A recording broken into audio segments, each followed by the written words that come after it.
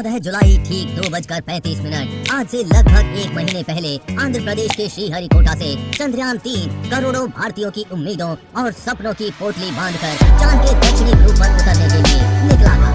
पिछले 1 महीने से हर एक भारतीय इस बात का इंतजार कर रहा है कि कब हमारा चंद्रयान-3 चांद पर पहुंचेगा। 1 महीना गुजर जाने के बाद अब 23 अगस्त को 5:47 पर वो पल आने वाला है जिसका इंतजार हम करोड़ों भारतीय कर रहे हैं। यानी हमारा चंद्रयान-3 चांद की सतह पर उतरने वाला है।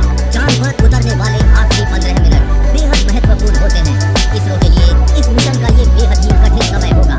इसरो के प्रमुख चांद पर उतरने की प्रक्रिया की 15 मिनट की अवधि को आतंक के 15 मिनट कह चुके हैं, क्योंकि जब लैंडर को अपने इंजन को सही समय और सही ऊंचाई पर फायर करना होता है, सही मात्रा में ईंधन का उपयोग करना होता है, चंद्रमा का सटीक स्कैन करना होता है, चांद की सतह की पहाड़ियों और गड्ढों का सही अनुमान लगाना पड़ता है।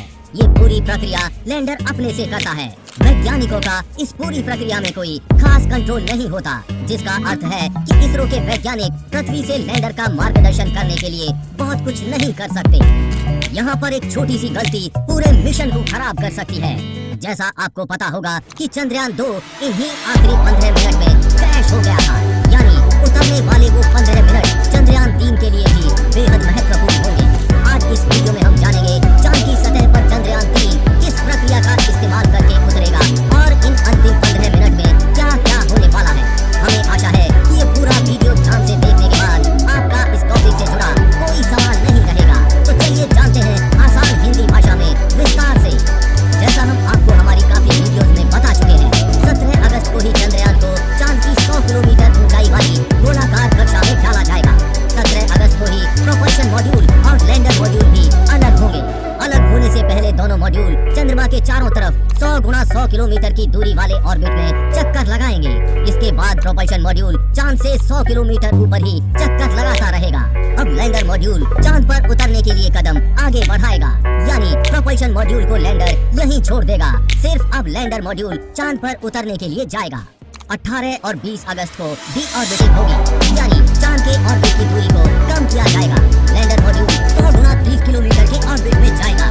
इसका मतलब है कि लैंडर मॉड्यूल इस ऑर्बिट में जाने के बाद चंद्रमा से सबसे दूर 100 किलोमीटर और सबसे नजदीक 30 किलोमीटर दूर होगा। इसके बाद लैंडर मॉड्यूल 3 दिनों तक इसी ऑर्बिट में चक्कर लगाएगा।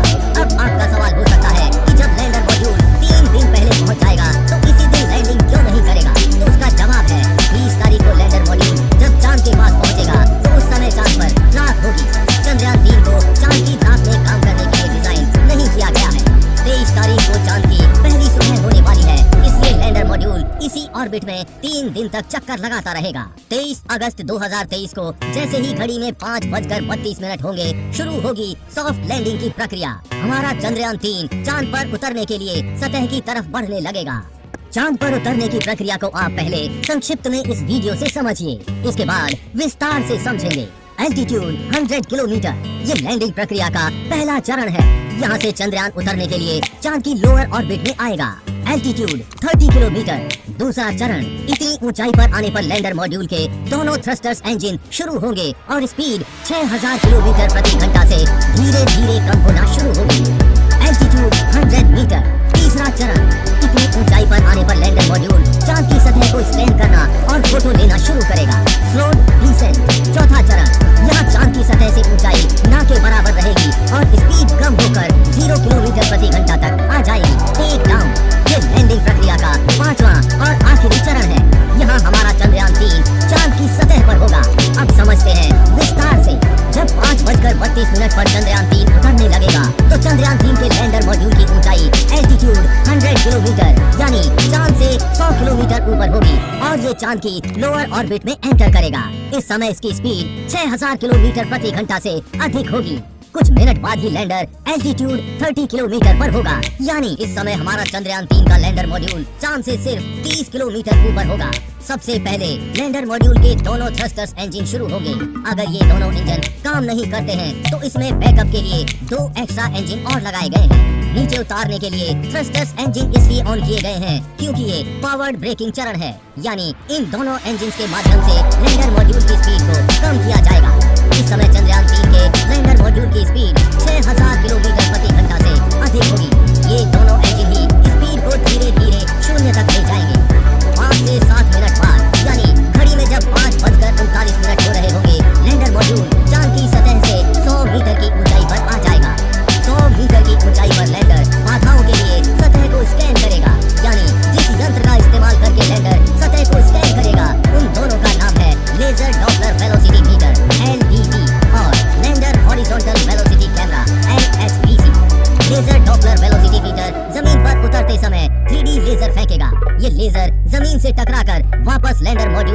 जाएगी और बताएंगी कि सतह कैसी है, ऊंची नीची ऊबड़ खाबड़। इसके आधार पर वो लैंडिंग के लिए सही जगह का चुनाव करेगा। इसके अलावा 2 और दिशाओं में भी लेजर जाएंगे। वो ये देखेंगे कि कहीं सामने या पीछे की तरफ कोई ऊंची चीज तो नहीं है जिससे लैंडर के टकराने का खतरा हो। इसके साथ ही LHVC जो जमीन के नीचे के हिस्से की तस्वीर लेना शुरू करेगा, वो भी गति में, ताकि लैंडर के उतरने और हवा में तैरते रहने की गति का पता चल सके, साथ ही खतरों का अंदाजा हो सके। ऑन बोर्ड कंप्यूटर ये तय करेगा कि कौन सा इंजन किस समय कितनी देर के लिए ऑन किया जाएगा, यान किस दिशा में जाएगा। अगर कोई बाधा आती है चंद्रयान 3 को, तो टारगेट स्थल से आगे पीछे ले जाने की व्यवस्था रहेगी। 1 किलोमीटर के दायरे में उसकी सुरक्षित लैंडिंग हो सकती है। अगर एक जगह ठीक नहीं है तो दूसरे स्थान पर लैंडिंग हो जाएगी। इस बार चंद्रयान 3 के लैंड करने के लिए 2 स्थान निश्चित किए गए हैं। अगर एक स्थान पर ये नहीं उतर पाता है तो इसको निश्चित किए गए दूसरे स्थान पर उतारा जाएगा। जैसे ही स्थान निश्चित हो जाएगा और इन सब सेंसर्स को सब सही लगता है, तो धीमी गति से लैंडर मॉड्यूल उतरना शुरू कर देगा। 1 या 2 किलोमीटर की ऊंचाई पर आने के बाद करीब 15 मीटर प्रति सेकंड की गति से नीचे उतरेगा। टच डाउन तक, यानी चांद पर उतरने तक अपने थ्रस्टर्स को फायर करता रहेगा और इस तरह से 5:47 पर हमारा चंद्रयान 3 चांद की सतह पर होगा। अंत में इसी प्रक्रिया से जुड़ी एक जानकारी और जान लीजिए। उतरते वक्त एक और समस्या आ सकती है, वो है चंद्रधूल। जी हाँ, गति में कमी आने के बाद भी चंद्रधूल यानी चांद की सतह से उड़ने वाली धूल की समस्या बनी रहती है।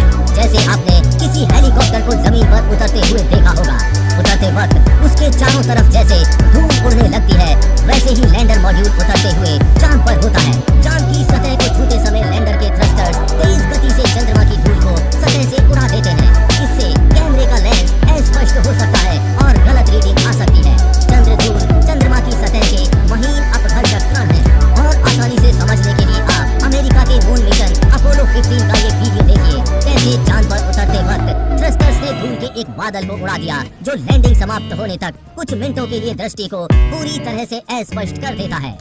चंद्रयान 3 के लिए भी ये समस्या बड़ी समस्या हो सकती है। हम तो बस प्रार्थना करते हैं और आपसे भी प्रार्थना का निवेदन करते हैं कि 23 अगस्त को सब कुछ अच्छा हो और हमारा चंद्रयान 3 चांद की सतह पर सॉफ्ट लैंडिंग कर जाए। चंद्रयान 3 की चांद पर लैंडिंग 23 अगस्त को हम आपको लाइव दिखाएंगे। इसीलिए अभी चैनल को सब्सक्राइब करके बेल